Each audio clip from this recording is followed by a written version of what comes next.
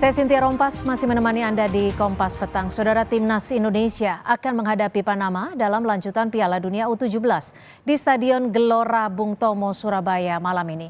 Pertandingan ini menentukan langkah Garuda Asia lolos ke 16 besar.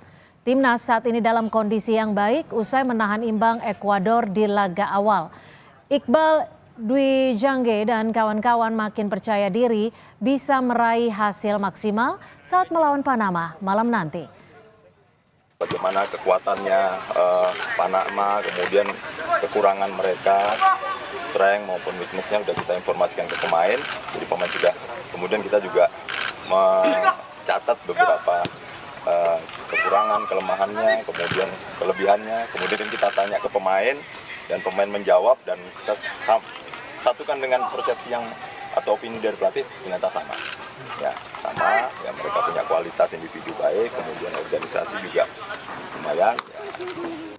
Timnas Panama di bawah usia 17 tahun kembali menjalani latihan di lapangan Tor Surabaya sebagai persiapan menghadapi Indonesia. Pertandingan melawan Indonesia menjadi laga krusial bagi Timnas Panama. Timnas Panama memuji kualitas pemain dan permainan Indonesia di sela latihan menjelang pertandingan nanti malam. Untuk membahas peluang Indonesia lawan Panama di lanjutan Piala Dunia U17, saat ini kami sudah bersama dengan pengamat sepak bola, sudah ada Bung Anton Sanjoyo. Bung Joy, selamat sore. Gimana Anda melihat peluang Garuda Muda melawan Panama malam nanti, Bung Joy? Ya, memang berat ya, terutama ketika Panama kemarin kan mereka kalah lawan Maroko. Jadi mereka pasti akan habis-habisan karena mereka nggak boleh kalah. Kalau kalah mereka pasti tersingkir, dan Indonesia imbang lawan Ekuador. Dan itu membuat percaya diri lah. Karena Ekuador kan bersama Maroko sebetulnya paling favorit di grup ini. Mereka itu nomor 2 di CONMEBOL ya, di usia 17 tahun. Mereka bisa menahan imbang Brazil, mereka juga selalu tampil bagus. Chile juga mereka kalahkan di konfederasi. Jadi ketika datang ke Indonesia tuh sebetulnya Ekuador adalah salah satu favorit dari CONMEBOL. Dan bisa ditahan oleh Indonesia meskipun sekali lagi Indonesia ini mati-matian banget.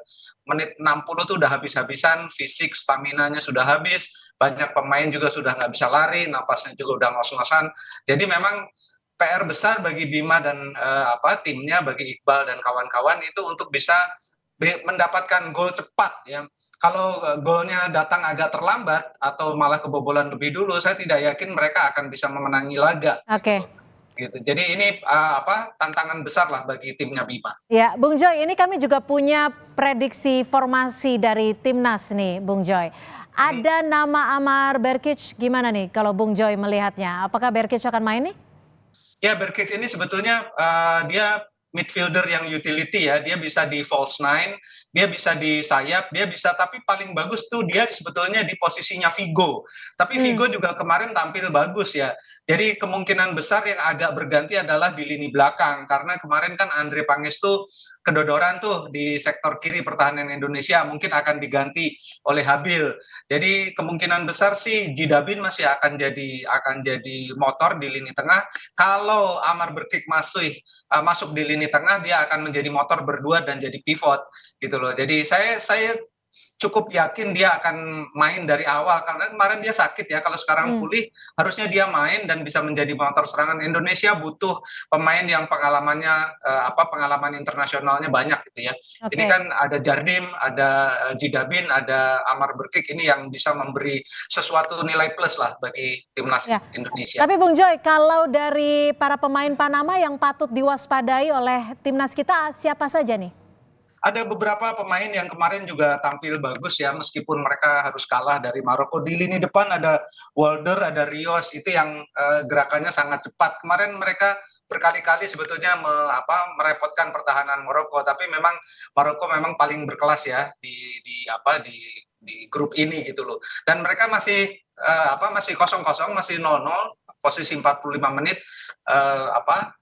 melawan Ekuador. Jadi kalau Maroko menang sebetulnya peluang Indonesia untuk lolos jauh lebih besar. Kalau Maroko draw pertarungan sampai detik akhir melawan Maroko, Indonesia itu akan menjadi sangat-sangat berat. Kalau orang Indonesia harusnya berharap Maroko bisa menang dan dia sudah dalam tanda kutip otomatis lolos ya. Tinggal persaingan antara Indonesia, Panama, dan Ekuador. Dan ini yang akan menjadi penentu pada pertandingan kali ini melawan Panama.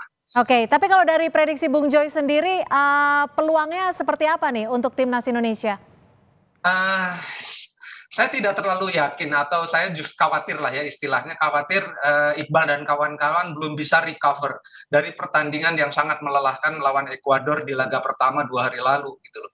Kalau bisa recover sih saya cukup yakin ya peluangnya 55-45 lah. Tapi kalau tidak recover kemarin kan bisa main 45 menit masih kenceng, 60 udah mulai lambat, 60 ke atas sudah nggak bisa main gitu kira-kira.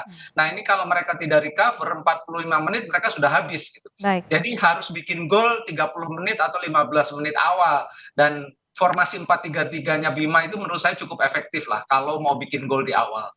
Baik, kita akan nantikan pertandingan malam nanti. Terima kasih Bung Joy, Anton Sanjoyo, pengamat sepak bola, sudah bergabung bersama kami di Kompas Petang.